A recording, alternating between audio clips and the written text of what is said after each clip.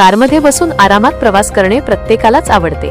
विशेष म्हणजे आजारी व्यक्ती, वृद्ध महिला किंवा पुरुष यासह गर्भवती महिलांसाठी कारमधील प्रवास हा सोयीचा आणि सुखकर मानला जातो। हाच कारचा प्रवास मात्र एका 6 महिन्यांच्या गर्भवतीच्या जीवावर बेतला आहे। जळगाव जिल्ह्यात एक कारने दुभाजकाला धडक दिली, त्यानंतर आग लागली। याच आगीत 6 महिन्यांच्या गर्भवती महिलेचा होरपळून मृत्यू झाला आहे। या घटनेनंतर सर्वत्र हळहळ व्यक्त केली जात आहे। गाडीचे सगळेच दरवाजे लॉक झाल्याने हा दुर्दैवी प्रसंग घडला आहे। मिळालेल्या माहितीनुसार जळगाव जिल्ह्याच्या जामनेर येथे गाडी जळून एका गर्भवती महिलेचा मृत्यू झाला आहे। माहेराहून परतताना या महिलेवर काळाने घाला घातला आहे।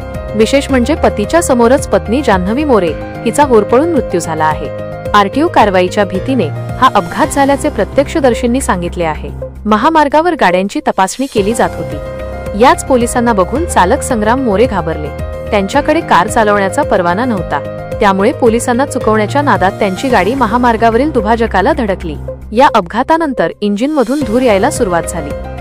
ही घटना घडल्यानंतर महामार्गाच्या बाजूला असलेल्या काही लोकांनी तसेच पोलिसांनी घटनास्थळी धाव घेतली। त्यांनी गाडीचा काच फोडून संग्राम यांना बाहेर काढले, परंतु गाडीमध्ये खूप धूर झाला।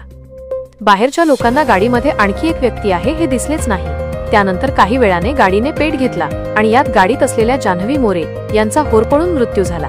जान्हवी या 6 महिन्यांच्या गर्भवती होत्या। संग्राम यांच्या डोळ्या देखत त्यांच्या गर्भवती पत्नीचा अंत झाला।